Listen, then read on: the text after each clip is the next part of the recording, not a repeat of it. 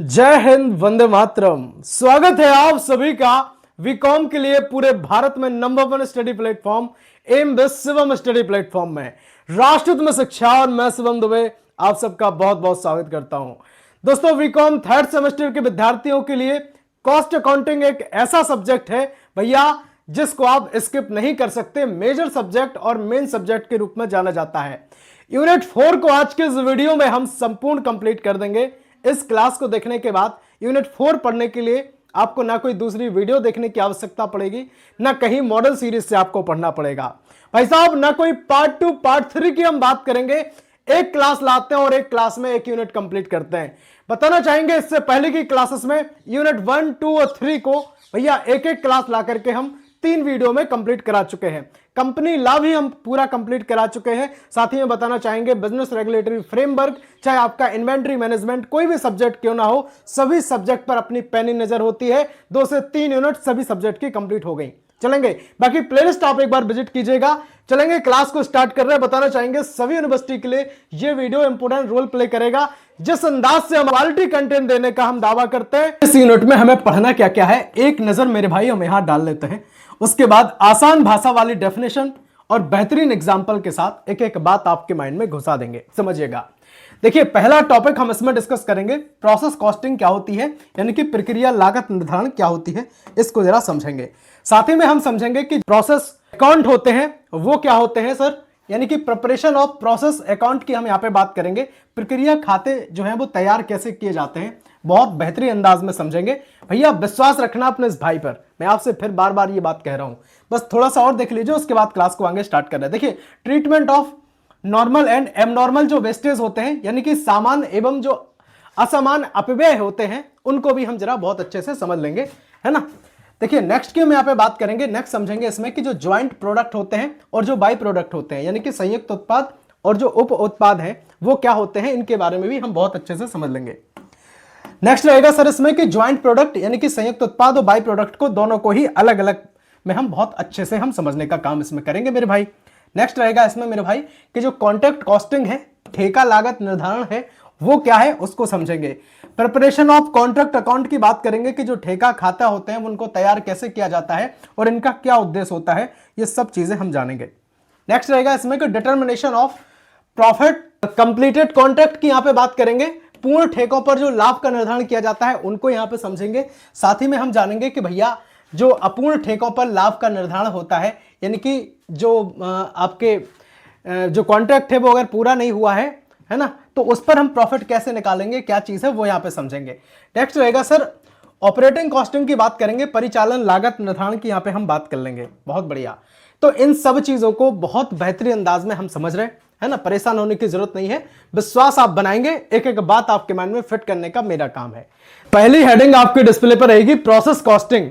भैया 1 से 2 लाइनें अगर आप मेरी बहुत अच्छे से सुन लेते हैं तो आपकी पूरी यूनिट यही कंप्लीट हो जाएगी। देखिए प्रोसेस कॉस्टिंग क्या होती है, कोई भी काम अगर स्टेप्स में हम पूरा करते हैं तो हर स्टेप को बनाने में जो हमें लागत लगती है, जो हमारा रुपया खर्च होता है, उसको कहते हैं सर प्रोसेस कॉस्टिंग। अब आप कहेंगे बात समझ में नहीं आई ना, कोई बात नहीं, समझेगा। देखिए सर, जैसे आप कपड़ा बना रहे, सुनना बात, कपड़ा आप बना रहे तो कपड़ा बनाने के लिए पहले आपको क्या भैया धागा वगैरह लाना पड़ेगा। देखिए आप जो धागा लाएंगे, है ना, धागा वगैरह लाएंगे, जो मशीन वगैरह लाएंगे, जो तमाम चीजें जो होती हैं, हम यहां पे लिख रहे हैं सर मटेरियल कॉस्ट।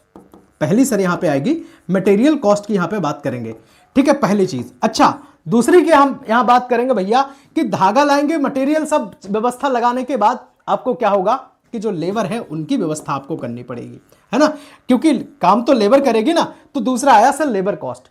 तीसरे की बात करेंगे, वहां का जो रेंट वगैरह है या तमाम चीजें हैं जो अन्य ओवरहेड हैं उनको यहां पे हम देख लेते हैं, है ना। जो अन्य तरीके के जो अप्रत्यक्ष खर्चे हैं वो भी है। तो इन सब में मेरे भाई ये सब चीजें इंक्लूड होती हैं। तो ये 3 स्टेप में कहूंगा हो गए। अब इन तीनों स्टेप के जो अलग अलग खर्च है उन सबको हम देख लेंगे, समझिएगा बात को, है ना। इन सारे कॉस्ट को अलग अलग हम देख लेंगे। इसमें मेरा खर्चा आया 2000 रुपए, इसमें आया मेरा 5000 रुपए, है ना, और इसमें आया मेरा 3000 रुपए। तो टोटल हम देखेंगे सर कि ये मेरा हो गया है सर 10,000 रुपए। हो गया कि नहीं हो गया। तो भैया हमारा सीधा सीधा कहने का यह मतलब है कि जब हम कोई भी काम करते हैं तो उनके स्टेप बाय स्टेप हम उनके खर्चे निकालते हैं, तो इसी को कहते हैं सर प्रोसेस कॉस्टिंग। बहुत बढ़िया, बहुत बेहतरीन। अब जरा यहां पे हम आपको देसी भाषा अपने अंदाज में हम आपको लिखित डेफिनेशन समझाते हैं, समझिएगा। देखिए सर, जब उत्पादन अलग अलग जो प्रोसेस यानी कि प्रक्रियाओं में होता है, मैंने कहा था ना आपसे कि उत्पादन जो है वो आपका स्टेप्स में होता है, और प्रत्येक जो प्रोसेस है यानी कि जो प्रक्रिया है उसकी जो कॉस्ट यानी कि लागत है मेरे भाई, वो अलग निकाली जाती है। तो इसे क्या कहते हैं? आपने कहा सर इसे प्रोसेस कॉस्टिंग कहते हैं। उम्मीद करेंगे कि यह बात आपने बहुत अच्छे से आपके माइंड में फिट हुई होगी, आपने चीजें समझी होंगी। चलेंगे, देखिए एग्जाम्पल के साथ समझिएगा तो थोड़ा और समझ में आएगा, परेशान होने की जरूरत नहीं है।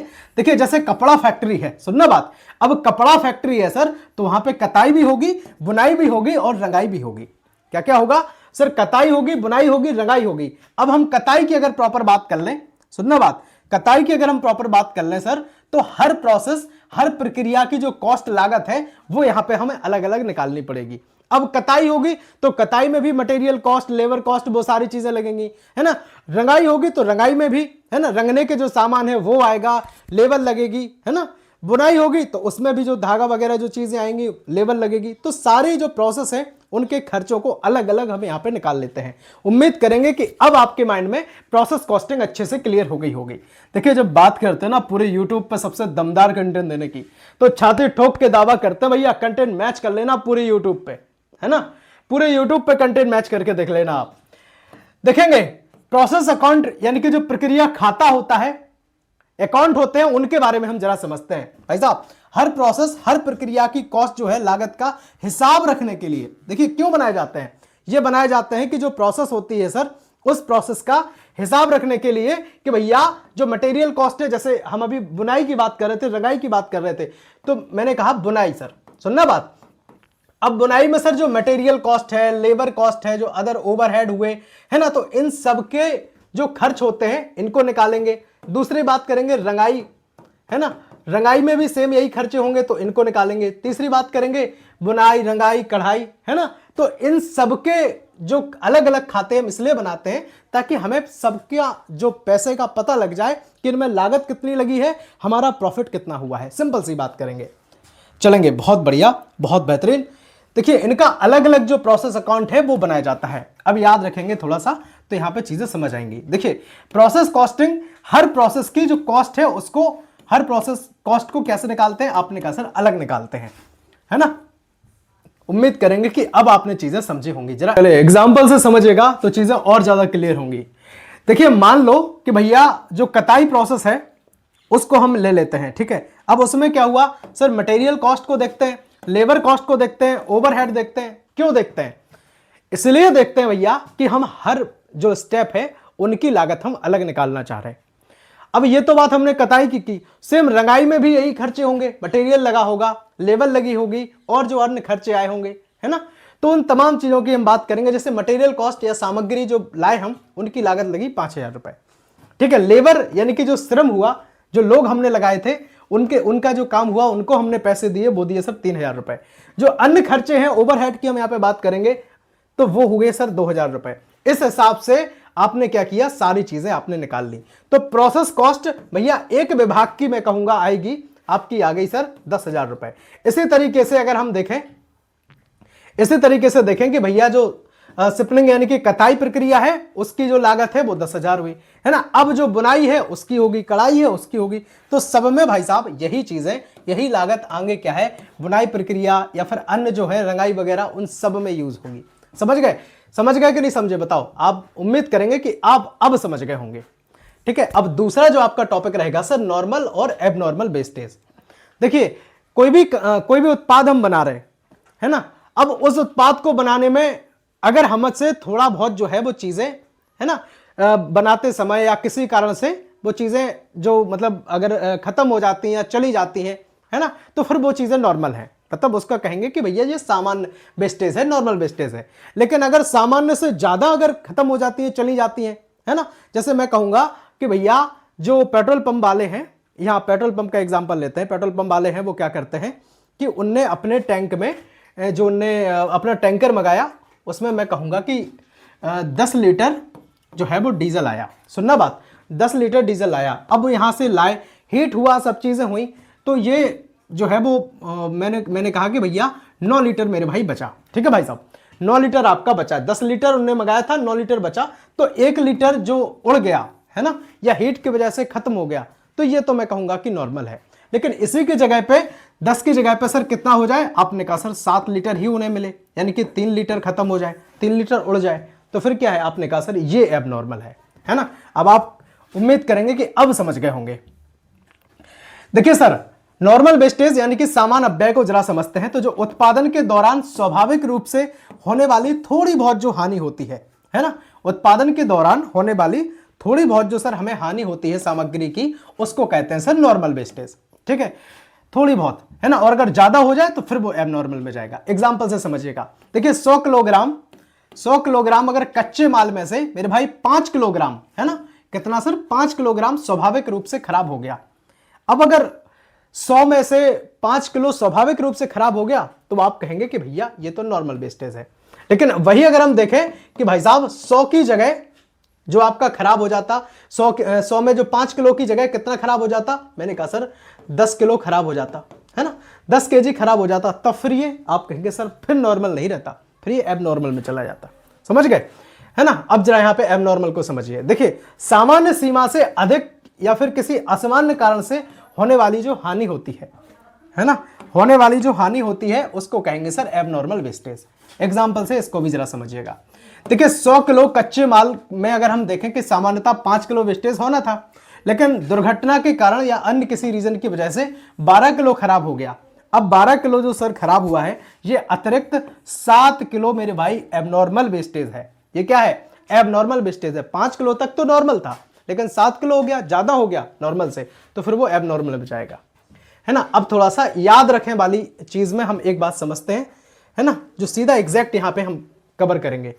देखिए नॉर्मल वेस्टेज क्या होता है, आपने कहा सर सामान्य प्रक्रिया में जो होने वाली हानि होती है वो होती है सर नॉर्मल वेस्टेज। क्या होती है, नॉर्मल वेस्टेज होती है। लेकिन अगर वही हम देखें कि सामान्य सीमा से अधिक जो होने वाली हानि है उसको कहेंगे सर एबनॉर्मल वेस्टेज।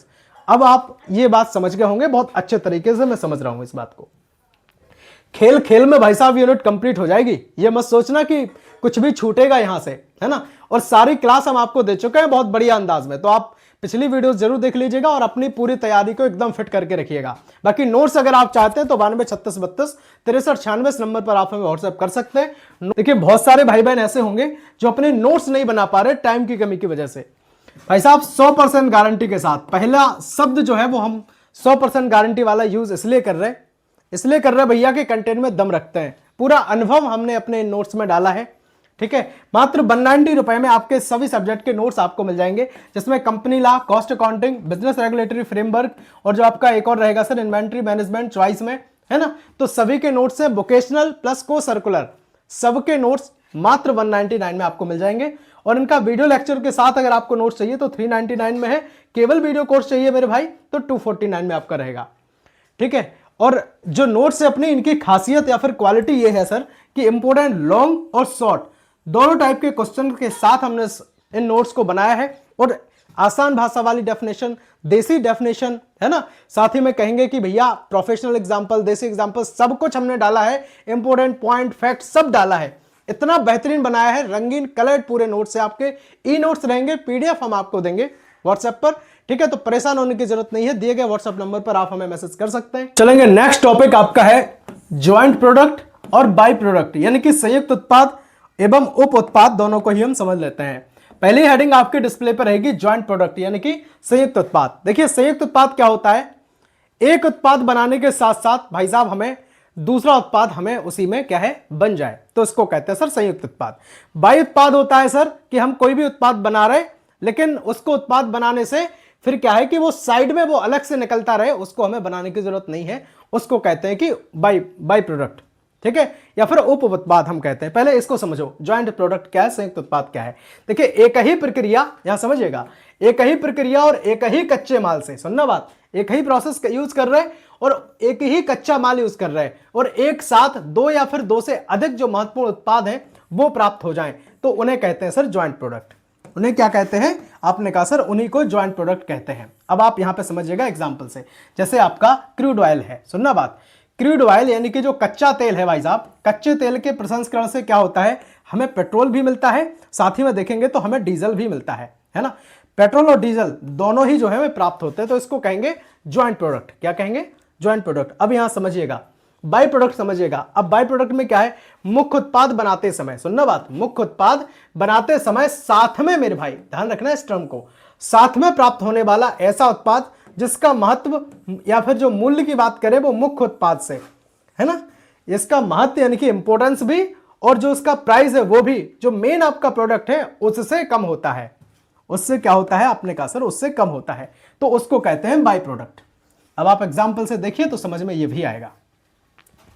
देखिए सर, शुगर फैक्ट्री में क्या होता है, आपने कहा शुगर फैक्ट्री में, चीनी कारखाने में भैया जो शुगर होती है या फिर चीनी होती है वो मुख्य उत्पाद है, क्या है, मेन प्रोडक्ट है। लेकिन उसी के साथ में अब हमें क्या मिलता है, आपने कहा सर हमें सीरा मिलता है ना, क्या मिलता है, सीरा मिलता है। तो सीरा क्या हुआ, आपने कहा सर सीरा ही तो बाई प्रोडक्ट हुआ, सीरा ही तो क्या हुआ, बाई प्रोडक्ट हुआ। मेरे भाई समझ में आई बात कि नहीं आई, है ना। जबकि जो सीरा है वो क्या है, आपने कहा सर बाई प्रोडक्ट है ना। बहुत बढ़िया, बहुत बेहतरीन। अब याद रखने वाली चीज में थोड़ा सा हम यहां पे समझेंगे, है ना।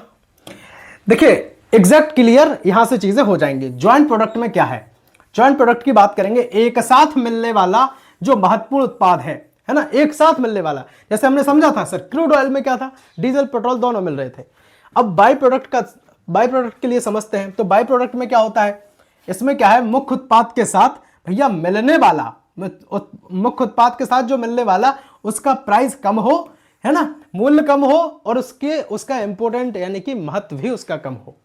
तो ऐसा उत्पाद जो होता है उसको कहते हैं सर बाई प्रोडक्ट। जैसे अभी हमने शुगर फैक्ट्री में सीरे की बात यहां पे करी है, बहुत बढ़िया। नेक्स्ट की बात करेंगे भाई साहब, एक बार कमेंट सेक्शन में ओम नमः शिवाय आप जरूर लिख दीजिएगा। क्लास अगर अच्छी लग रही हो, पसंद आ रही हो, है ना, तो मैं कहता हूँ वीडियो को जरूर लाइक किया कीजिए। बहुत मेहनत करते हैं भाई साहब आपके लिए, तब जाकर ये क्लास बनती है ना। ये सब चीज़ें इतनी आसान नहीं है चीज़ों को लाना।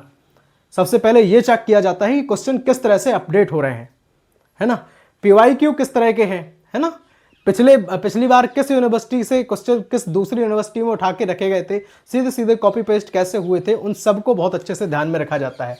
नेक्स्ट बात करेंगे कॉन्ट्रैक्ट कॉस्टिंग क्या होती है, यानी कि ठेका लागत जो निर्धारण है उनका समझेंगे। देखिए कॉन्ट्रैक्ट क्या होता है, जैसे कोई ब्रिज बन रहा है, सुनना बात, अब सरकार ने क्या किया, ब्रिज बनाने के लिए किसी प्राइवेट कंपनी को एक कॉन्ट्रैक्ट दे दिया। उनने कहा कि भाई साहब 50 लाख रुपए में, ठीक है, उनने 50 लाख का सीधा कॉन्ट्रैक्ट दिया कि 50 लाख रुपए हम आपको दे रहे हैं, ये ठेका दिया। कॉन्ट्रैक्ट मतलब आप कहेंगे सर सीधा ठेका दिया कि अब हमें मतलब नहीं है, 50 लाख आप ले लो, अब आप चाहे मटेरियल उसमें कैसा लगाओ, क्या करो चीजें, लेकिन उनका जो मानक होता है वो सब ध्यान में रखी जाती हैं चीजें। तो क्या करो कि आप 50 लाख से में अपना ब्रिज बना दो, तो ये क्या हुआ, आपका ठेका हो गया। अब जो कॉन्ट्रैक्ट जिस कंपनी ने लिया होगा, अब फिर वो अपना एक कॉन्ट्रैक्ट अकाउंट बनाएंगे जिसमें वो निकालेंगे कि 50 लाख में जो हमें काम करना है वो 40 लाख का होगा, और हमें जो प्रॉफिट है वो 10 लाख बनाना है ना। वो सारी चीजों का उनका हिसाब किताब वगैरह रहता है। अब यहां पे समझिएगा, देखिए जब किसी बड़े काम या फिर प्रोजेक्ट यानी कि परियोजना के लिए उसकी कुल लागत अलग से निर्धारित की जाती है ना, तो इसको कहते हैं सर कॉन्ट्रैक्ट कॉस्टिंग। इसको क्या कहते हैं, कॉन्ट्रैक्ट कॉस्टिंग कहते हैं।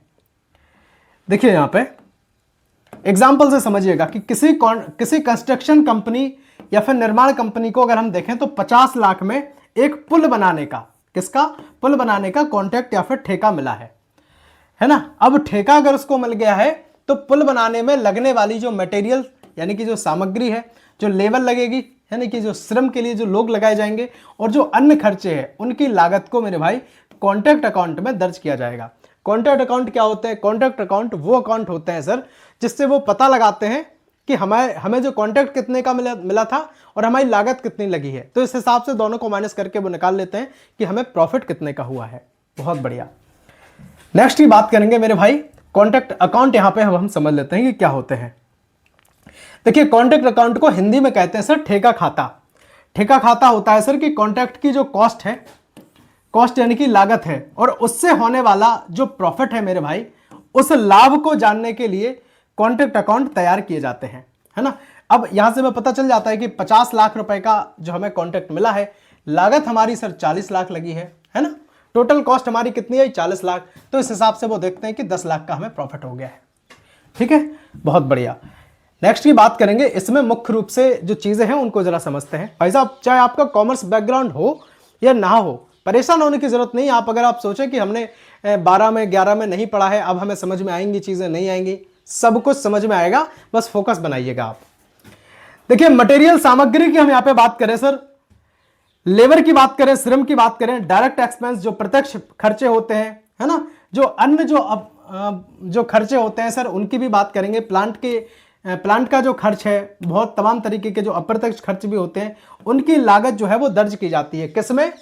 ये की जाती है सर कॉन्ट्रैक्ट अकाउंट में। अब ये इसलिए दर्ज की जाती है ताकि हम पता चल जाए हमें कि हमारी लागत लगी कितनी है। तो यहां से हम सर टोटल जो है वो लागत निकाल लेते हैं, टोटल कॉस्ट हम यहां पे निकाल लेते हैं। इससे हमें यहां पे कुल लागत हमें पता चल जाती है। बताओ, अब चीजें समझ में आई कि नहीं आई? है ना, उम्मीद करेंगे कि अब चीजें बहुत अच्छे से आपको समझ में आने भी लगी होंगी। देखिएगा, नेक्स्ट है, इसमें याद रखने वाली चीज ये है कि कॉन्ट्रैक्ट जो कॉस्टिंग होती है वो बड़े कॉन्ट्रैक्ट या फिर प्रोजेक्ट की कॉस्ट अलग से उसमें निकाली जाती है। ठीक है, और सीधा जो है वो जैसे 30 लाख 50 लाख सीधा कॉन्ट्रैक्ट दिया जाता है। अब मैं बात 50 लाख की नहीं कर रहा हूं, हो सकता है करोड़ों में हो, है ना, या फिर हो सकता है अरबों में हो। तो वो तो हम एक बात कर रहे थे आपसे। एक बार कमेंट सेक्शन में ओम नमः शिवाय जरूर लिखिएगा मेरे भाई। बात करेंगे 5 नंबर की, प्रॉफिट ऑन। देखिए, प्रॉफिट की हम यहाँ पे बात करें अगर, कि पूर्ण और जो अपूर्ण जो कॉन्ट्रैक्ट हैं उन पर प्रॉफिट की हम यहाँ पे बात कर रहे हैं। समझिएगा कि जो कॉन्ट्रैक्ट कंप्लीट हो जाते हैं, यानी कि पूर्ण ठेके की बात करेंगे, तो उन पर जो अपना कॉस्ट है और उन पर जो अपना प्रॉफिट है उसको कैसे निकाला जाता है। देखिए, जब कॉन्ट्रैक्ट ठेका पूरा हो जाता है तो उसकी जो कॉस्ट है मेरे भाई, उनकी जो कुल लागत है और जो कॉन्ट्रैक्ट प्राइस है ठेका, उसके आधार पर निकाल लेते हैं कि जब कॉन्ट्रैक्ट पूरा हो गया है, कहने का मतलब कि कॉन्ट्रैक्ट पूरा होने में हमें कितनी लागत लगी है और हमने कॉन्ट्रैक्ट कितने का लिया था। तो दोनों को माइनस करके हम क्या निकाल लेते हैं? आपने कहा अपना सर प्रॉफिट निकाल लेते हैं। ये बात हम पहले भी समझ चुके हैं, चलेंगे। ठीक है, तो यहां से प्रॉफिट जो है आपका निकल जाएगा। सिंपल सी बात करेंगे सर अगर प्रॉफिट की, तो देखिएगा जो कॉन्ट्रैक्ट प्राइस है, जैसे मैंने अभी आपको बताया था कि एग्जांपल के तौर पे कि 50 लाख का लिया था, और जो टोटल कॉस्ट है यानी कि जो लागत है आपकी, मैंने कहा आपने कि भैया इसमें 40 लाख लग गई। तो इस हिसाब से जो हमारा प्रॉफिट है वो हमें सीधा पता चल रहा है कि 10 लाख हमारा प्रॉफिट बन गया था। ठीक है, अब जरा एग्जाम्पल के साथ समझ लेते हैं तो चीजें और क्लियर होंगी। देखिए, कॉन्ट्रैक्ट प्राइस की बात करेंगे तो 10 लाख रुपए में कॉन्ट्रैक्ट आपने लिया था। टोटल कॉस्ट यानी कि इसको सबको जो काम हमने लिया था कॉन्ट्रैक्ट बेस पे, तो वो काम हमें करने में पूरी लागत जो लगी है वो लगी है सर 8 लाख रुपए। तो इस हिसाब से अगर हम अपना प्रॉफिट देखें, 10 में से 8 गए तो हमें 2 लाख रुपए का प्रॉफिट हुआ है।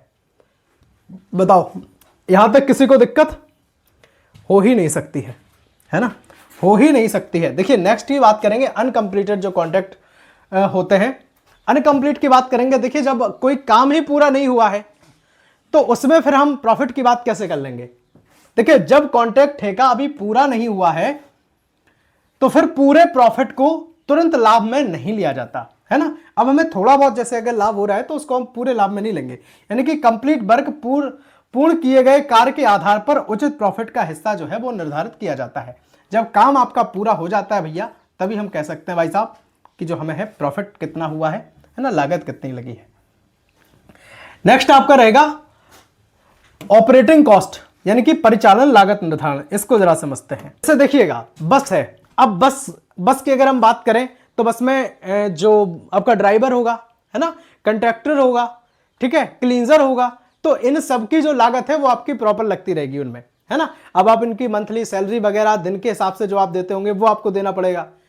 साथ ही में आप उनका प्रॉफिट भी आप रोज का निकाल लेंगे कि भाई दिन भर में कितनी जो सवारियां हैं वो गई हैं इस बस से, है ना। तो इसको बोलते हैं सर्विस। देखिए, जब ऐसी सर्विस सेवाओं की जो कॉस्ट है या फिर लागत की बात करें, जहां लगातार सर्विस दी जा रही है, ध्यान रखना बात को, लगातार सर्विस दी जा रही है, उसको सर ऑपरेटिंग कॉस्टिंग कहते हैं। एग्जाम्पल से समझिएगा। यहां पे देखिए, बस सर्विस की बात करेंगे मेरे भाई, तो बस सेवा में क्या होता है कि जो फ्यूल है यानी कि जो ईंधन है ना, या फिर ड्राइवर है या कंडक्टर है सर, और जो बहुत तरीके की जो बेजस हैं, है ना, उन सबका जो उनकी जो तनख्वाह वगैरह है ना, उनकी जो मजदूरी वगैरह है, वो सब चीजें उसमें क्या करते हैं आप इंक्लूड कर लेते हैं। साथ ही में मेंटेनेंस, बस का जो रख रखाव है ना, थोड़ी बहुत हो सकता है पंचर वगैरह हो जाए, तो उन सबको जो जोड़ करके हम एक टोटल कॉस्ट निकाल लेते हैं, है ना। तो सर्विस की जो ऑपरेटिंग कॉस्ट यहीं से आप निर्धारित कर सकते हैं कि भाई जो हमें कितनी हमें लागत यहाँ पे लग रही है, ठीक है। तो उसकी यहाँ पे बात की जा रही थी। चलेंगे, याद रखने वाली चीज में ये याद रखेंगे कि जो कंप्लीट कॉन्ट्रैक्ट है वो पूरा ठेका, वास्तविक प्रॉफिट की यहाँ पे बात होती है, पूरे ठेके की बात होती है सर, है ना। और वास्तविक प्रॉफिट तभी होगा जब हमारा कॉन्ट्रैक्ट है वो पूरा हो जाएगा, काम पूरा हो जाएगा, है ना। अगर काम अधूरा रहेगा मेरे भाई, है ना, काम अगर इनकम्प्लीट रहेगा, अधूरा काम रहेगा, तो फिर भाई साहब हम उचित प्रॉफिट का जो हिस्सा तो हो सकता है लेकिन कंप्लीट प्रॉफिट उसको हम नहीं कहेंगे। बहुत बढ़िया, बहुत बेहतरीन। तो ऑपरेटिंग कॉस्टिंग की अगर हम बात करें तो सर्विस की जो कॉस्ट है उसको निकालना ये कहा जाता है ऑपरेटिंग कॉस्टिंग, है ना, हाल ही समय में। बहुत बढ़िया, बहुत बेहतरीन। उम्मीद करेंगे कि आपने सारी चीज़ों को बहुत अच्छे से एंजॉय किया होगा, बहुत अच्छे से आपने समझा भी होगा, है ना। चीज़ें अगर पसंद आई हैं, हेल्पफुल लगी हैं, तो आप ईमानदारी से वीडियो को लाइक आप कर सकते हैं। अगर लाइक नहीं किया तो फिर बेईमानी है ना। ईमानदारी के साथ वीडियो को मैं कहूंगा लाइक जरूर कीजिएगा, पसंद आई हो चीजें अगर। दोस्तों अगर आपने ये यूनिट संपूर्ण कंप्लीट कर ली तो हम उम्मीद करेंगे कि आपका जो सब्जेक्ट है कॉस्ट अकाउंटिंग वो पूरा कंप्लीट हो गया होगा, है ना। अगर आपने नहीं देखी है वीडियोस पिछली मतलब यूनिट 1, यूनिट 2, यूनिट 3 को नहीं देखा है तो लिंक डिस्क्रिप्शन बॉक्स में मिल जाएगी, बाकी प्लेलिस्ट आप विजिट कर ले तो देख लीजिएगा। अब बाकी स्टार्ट करेंगे हम प्रैक्टिस सेट, ठीक है। तो 3 से 4 प्रैक्टिस सेट लगवाएंगे और एक सीधा मैराथन हम आपको देंगे जिसमें एक सब्जेक्ट को एक ही वीडियो में पूरे में कंप्लीट किया जाएगा, बहुत बढ़िया अंदाज में। तो ठीक है, परेशान होने की जरूरत नहीं है, हम आपको पूरी तैयारी के साथ एग्जाम में भेजेंगे, चाहे आप कॉलेज जाते हो या ना जाते हो, परेशान होने की जरूरत आपको नहीं पड़ेगी, ठीक है। सब्सक्राइब अगर आप कर लेते हैं तो आप टेंशन फ्री हो जाते हैं हर सेमेस्टर की तैयारी के लिए, है ना। अपनी बीकॉम से भी आप टेंशन फ्री हो जाएंगे। दोस्तों को भेजना बिल्कुल मत भूलेगा इस क्लास को, जो परेशान हो रहे हो कि भाई अब क्या होगा, कैसे कवर होगा, ठीक है। उन्हें बता देना कि सब चीज़ें कवर हो जाएंगी, है ना। नोट्स के लिए परेशान हो रहे हो तो दिए गए व्हाट्सएप नंबर 9236326396 नंबर पर आप हमें व्हाट्सएप कर सकते हैं, ठीक है। मिलते हैं अगले वीडियो में, तब तक के लिए जय हिंद, वंदे मातरम, भारत माता की जय, हर हर महादेव। बताइएगा जरूर किस यूनिवर्सिटी से आप ये वीडियो मेरा देख रहे थे। सीताराम।